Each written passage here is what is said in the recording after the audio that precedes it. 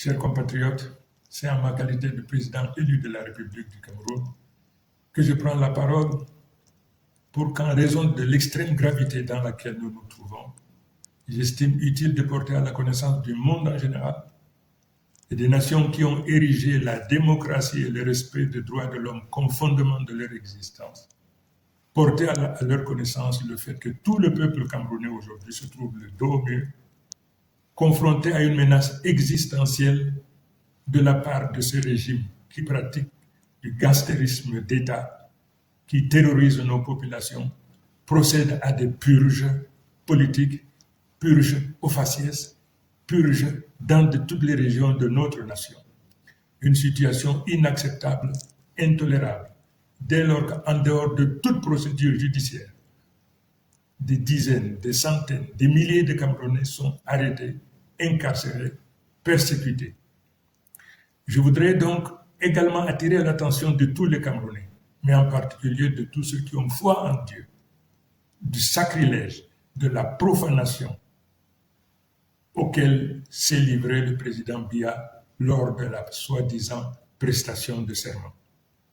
Le monde entier sait que Biya n'a jamais été élu. La nation camerounaise dans son ensemble sait que Biya n'a jamais été élu. Mais qu'il se permette de poser la main sur la Bible au nom de Dieu.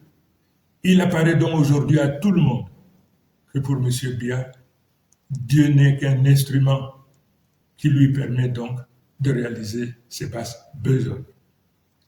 Je voudrais donc dire à ce régime qui pratique du gangstérisme d'État, qui se livre à du terrorisme d'État, qui arrête à tour de bras, qui procède à des purges ethniques, des purges aux faciès sur l'ensemble du territoire. Je voudrais donc demander à ce régime, du haut de ma responsabilité, parce que élu aujourd'hui de la République du Cameroun, de cesser cette pratique.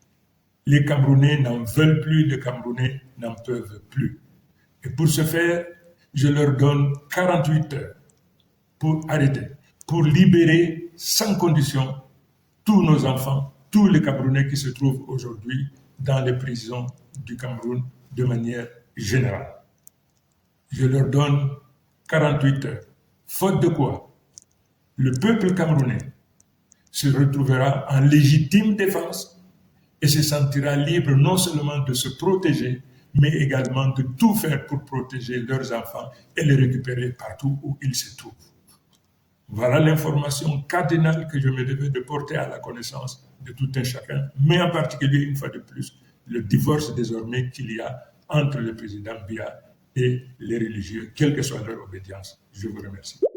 Chantal Roger Thiollet, on terminera avec vous concernant ce premier sujet. Il y a Saint-Éloi qui évoquait quand même le fait qu'il y a eu des morts. C'est un fait. Les gens sont tombés parce que Tiroma leur a demandé de descendre dans les rues. Alors, si à un moment donné, Tiroma ne dit plus rien, pourquoi donc nous sommes morts? Moi, je ne partage pas l'enthousiasme et l'esprit anti-Tiroma absolument.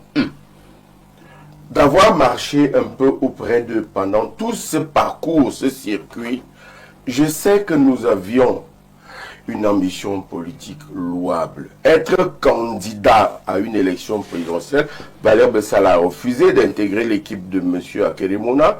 Je crois que je suis arrivé quelques temps après lui. On est allé au-devant de tous ces gens. Et celui qui présentait le plus grand nombre de garanties. Je commence d'abord par dire que ce n'est pas une faute d'être candidat à une élection présidentielle contre M. Biya, contre quelqu'un qui est déjà au pouvoir. C'est même, il avait dit qu'il aimait être retenu par l'histoire comme l'homme qui a apporté la prospérité et la démocratie. Pour la prospérité, on attendra encore un peu, je crois. Mais pour la démocratie, oui, et le touriste qui est des candidats. Et M. Tiroma en était un. Sans doute y a-t-il quelques divergences de vues après l'élection présidentielle, mais parfait. Je reviens toujours sur cette anecdote de la sagesse africaine, que quand un épervier va prendre un poussin et que la mère poule ne dit rien, généralement, le coq lui dit d'aller rendre, le père épervier d'aller rendre le poussin, parce qu'il y a un problème. Quand l'épervier revient avec des blessures, et là on dit oui, il y a eu un combat, il y a eu une opposition.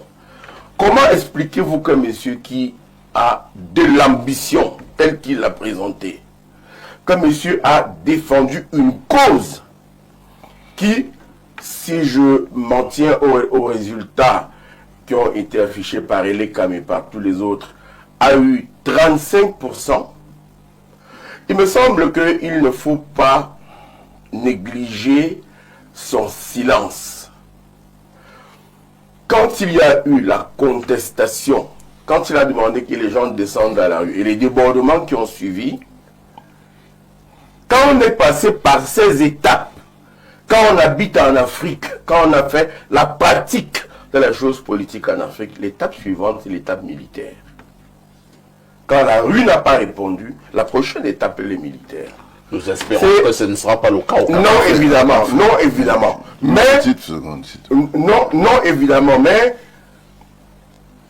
la contestation, le peuple, la rue, la prochaine étape, c'est l'étape militaire. Moi, je veux rentrer sur les dangers d'une telle étape pour l'unité nationale. Quelqu'un parlait du Grand Nord. Qu'est-ce qui se passerait si le Grand Nord se séparait du Grand Sud? Est-ce que les efforts des pères fondateurs ne seraient pas vains? Un autre parlait de est-ce qu'il va rejoindre le camp auquel il s'est opposé pendant les élections présidentielles? Je ne crois pas trahir ici une chose en disant que quelqu'un qui a été cité ici comme président d'un parti politique dont la candidature n'a pas été retenue, s'était proposé comme Premier ministre pendant les négociations. Je veux parler du MRC, le président Kamto. Et lors de vos négociations, vous partagez déjà les postes ministériels. La chose qui était constante, c'était une formation.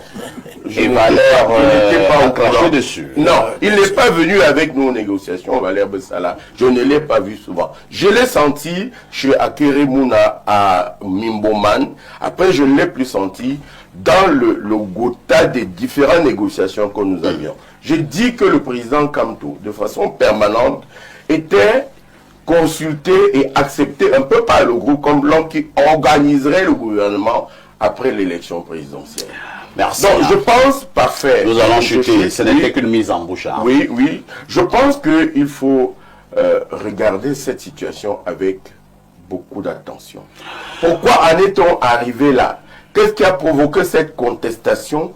On n'a jamais eu autant de morts après une élection présidentielle. Fut-elle aussi serrée que celle-ci? Celle de 92 n'a pas généré autant de morts. Donc, au lieu de s'acharner sur M. Tuloma, je crois qu'il faut interroger l'histoire. Pourquoi sommes-nous arrivés là?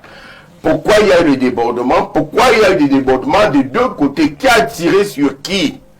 Qui a donné l'ordre de tuer des Camerounais? Je pense qu'il faut poser toutes ces questions sans... Merci. C'est ce qu'il fallait dire ce matin concernant cette mise en bouche. Nous reprenons une autre touche pause. Dear compatriots, ladies and gentlemen, I take the floor in my capacity as the president-elect of Cameroon. I want to launch a wake-up call to the world in general, in particular the nation which have based their very existence on democracy and human rights protection. I want to bring to their knowledge that for the first time in the history of our nation, all Cameroonians have their back today against the war, confronted with a life-threatening menace coming from this unlawful, dictatorial, state-based terrorism, state-based gangsterism against the people. They have been arresting out of any lawful legal procedure. They have jailed hundreds and thousands of Cameroonians deprived of their right, not because they did something, because this dictatorial regime have decided to operate ethnic cleansing, political cleansing, regional cleansing. This situation is unbearable, unacceptable. I said in my capacity as president-elect of this nation. I also want to bring to your knowledge the fact that all Cameroon knows it. The world in general knows it, that President Biya has never been elected by Cameroonian people.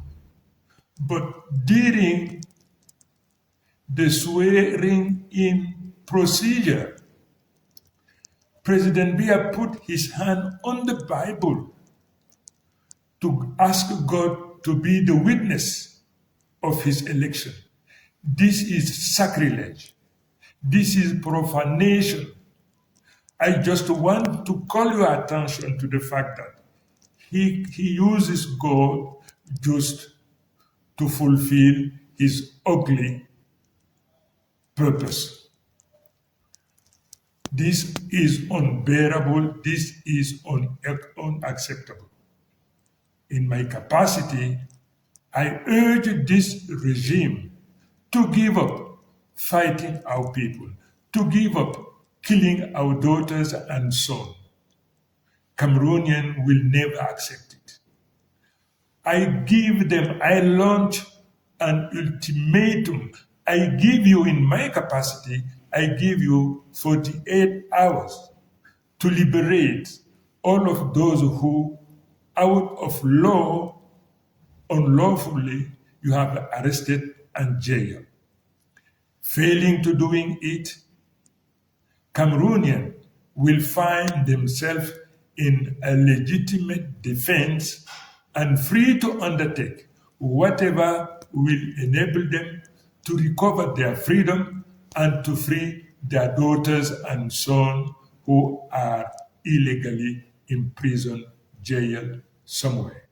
This is the message I want to share. Cameroonians pass if 48 hours, as I said, they refuse to comply. Cameroonians, they are in legitimate position to defend themselves, to defend their family, and to go retrieve their daughters and sons who are unlawfully and illegally have been arrested and jailed. Keep this in mind, and for as long as this problem has not been solved, you have to remain tall and strong and ready to fight for your freedom, for your right. May the Lord bless our nation. Thank you.